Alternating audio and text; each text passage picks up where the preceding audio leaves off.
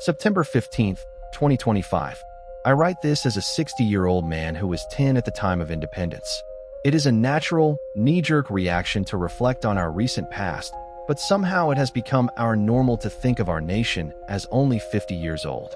With graying hair now, I'm expected to be reflecting, but I do not feel old just yet and prefer to spend my time being optimistic and talk of a better future for our country.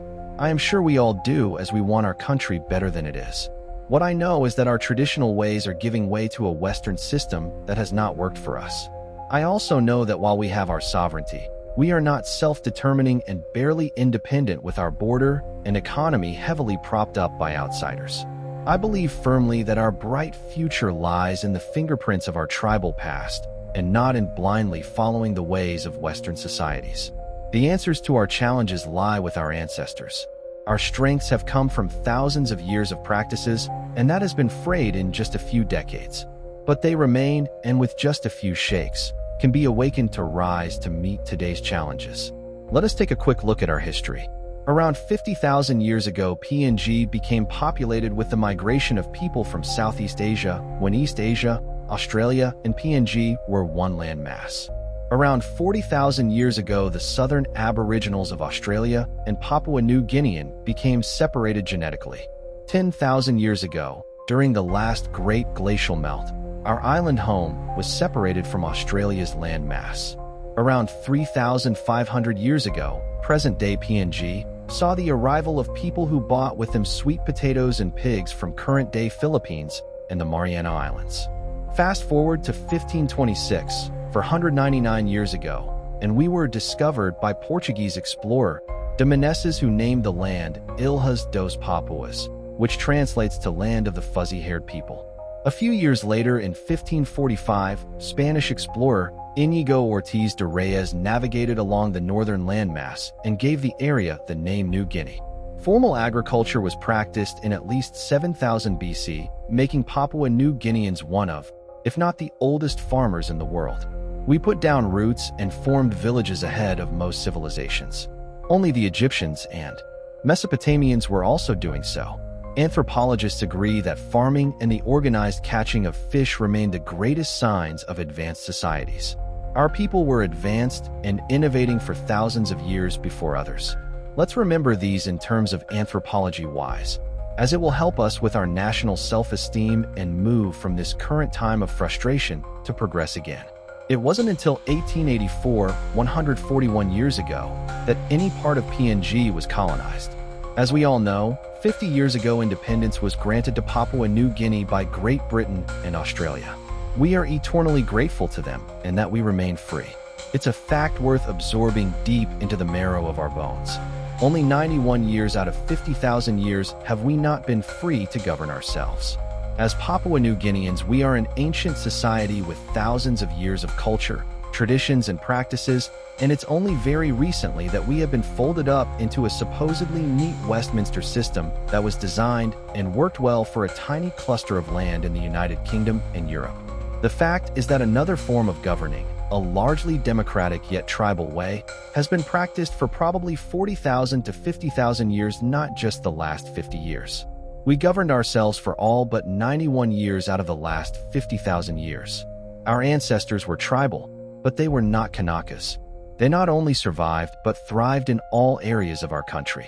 They were incredible navigators of the sea, fishermen, hunters, gatherers, farmers, traders, canoe and ship, builders and border controllers.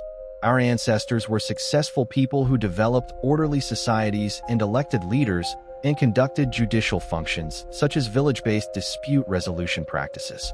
Traditional health care was administered, and disease was infrequent due to PNG's isolation from other societies. They kept our land as ours, our seas plentiful with food, and managed the environment sustainably. Births, marriages, deaths, conflicts, environmental disasters, invasions, and food security were all managed through an ancient system of governing. Yes, we might have had big chiefs who ruled, but they had to navigate internal borders and achieve harmony to survive as a collective of tribes. In other words, we were an ancient nation with tribes interdependent on one another for success. And successful we were. A standout success that was valuable to other nations. Our ancestors were not a failed state who needed rescuing. We were colonized because we had valuable resources the world wanted. By all definitions, Papua New Guinea was a very successful ancient society.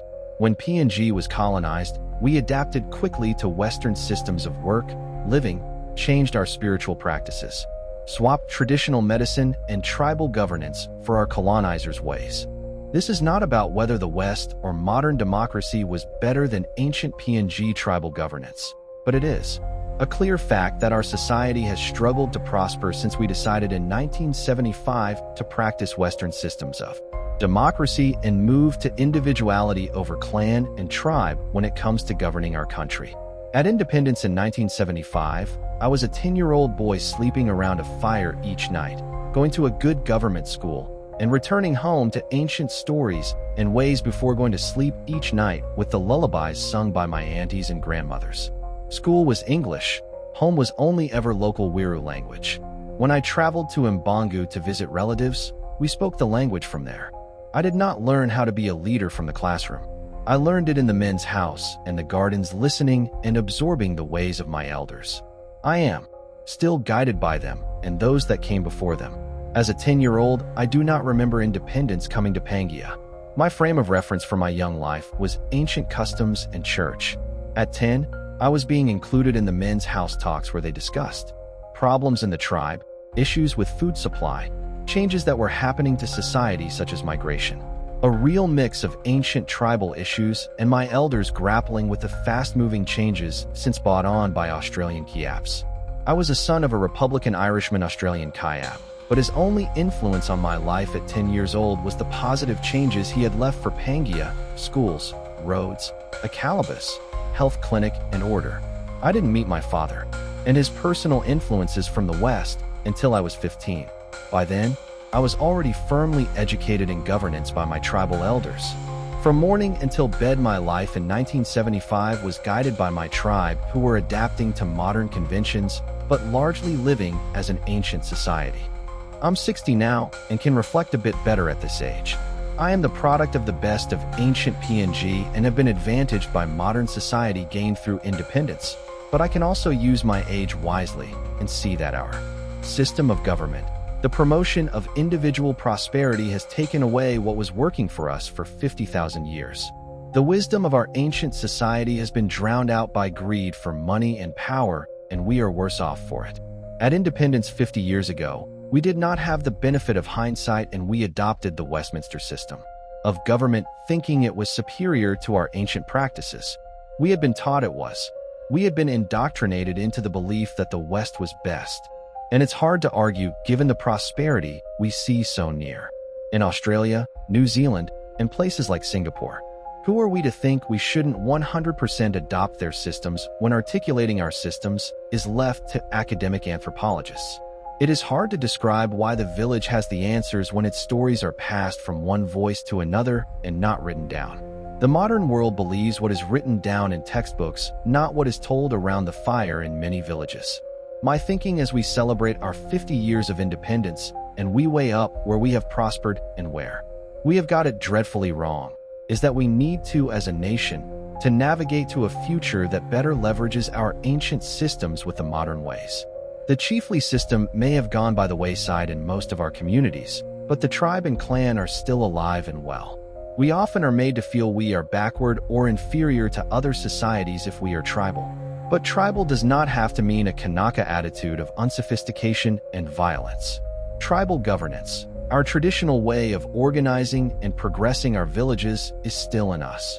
It's still in our DNA, and we can awaken it anytime we want and truly live up to our title as independent, making our own rules and not simply following the Western way. Tribal voting is an example of what survives and has been extorted and manipulated for the benefit of a few. But it does not have to be a negative if we choose to restore the ancient ways of tribe-level discussion, decision, and action to elect local and national leaders. I understand this stand for the ancient ways of collective decisioning may seem against the practice of democracy, but one is not a threat to the other if we make room for both. This may be controversial, but we need to wake up from our new normal of following and kidding ourselves that we are making progress since independence. I may have built infrastructure and made education and healthcare free, but I did not see the error made at independence and move urgently to correct it. There are a million excuses, but I thought I had time to move our country to a democratic republic where the people vote the head of state, not the current practice of political parties determine the prime minister. I didn't, and I regret this. Now the need to embrace the ancient ways and overhaul our system of government is urgent. Serious national decay has set in, and our very society under threat of imploding. We expect biometric voting to cure our problems. It won't. It will be manipulated as well. I woke up in our capital city today and will be sleeping at my home in Pangaea tonight. There is no electricity in either house due to PNG power problems. By this simple but important measure of access to energy, we have regressed dramatically. I am fortunate to have the electricity connected, albeit not working, when around 85% of our people remain with no access at all. We need representation by the people for the people. The 2027 election must serve as a referendum for change, not only what political party presides, but to do away with this 50-years-old system and unite the people, who in turn is guided by realities we face today. A bicameral system of government with a majority elected directly by the people that will provide a very close match to our ancient systems and mirror societies that have managed the transition well from ancient to modern democracies. Do away with the Western system that has failed us. We must self-determine what will work for us, leaning heavily on modern technology, coupled with our ancient ways of tribal governance. We must not reduce our reliance on collective tribal decisions when it comes to electing representatives. We pretend it doesn't happen, but it is becoming more prevalent, not less. Let's embrace it as a reference to our ancient, successful past and stop demonizing and weaponizing it against genuine community aspirations. It was tribes that made decisions, not just one big man paying for votes to hijack ballots boxes. To reform, we are going to need honest, courageous leadership, or we will invent a system of government that favors big political opportunists, not the people. Today, on PNG's 50th anniversary of independence, it is important, and we should take time to remember the raising of our flag for the first time, but we need to do more than reflect. We need to go much further and faster to give our children and their children the future our ancestors wanted for them. I am very pleased that we were granted and didn't have to shed blood for our independence. Australia and Great Britain gave us our rights to self-determine. We have tried their ways. Perhaps we rushed the ushering in of independence, but it's time. We took up the mantle and determined for ourselves what is best suited to our ancient society, that must preserve our past ways and simultaneously provide the very best of modern society. We know how to do this. We got this. We have to lean back into our ancient wisdom and pick up our courageous selves and straighten up for our next generations. Our ancestors cannot be happy with our current performance, and we have no one to turn to except ourselves. And I'm glad of that. If I was picking a country to be born and raised and live, work and pray in, I would pick Papua New Guinea every single time. And I know you would too. Time for us to wake up from our slumber and deliver a country that is safe, fair, prosperous, healthy, and educated. For all our people. A country our neighbors can rely on without agreements to bind us. A country that does right by our people. A country that evolves self-determined and, on our pathway, not moves to the beat of others' drums. A country like which our ancestors had for nearly 50,000 years. A country so precious it took 2 explorers, not one, to anoint us with the name Papua New Guinea. May you celebrate safely today and always, and let today be the day we quietly and collectively decide to once again be the nation of tribes our ancestors forged. God bless Papua New Guinea.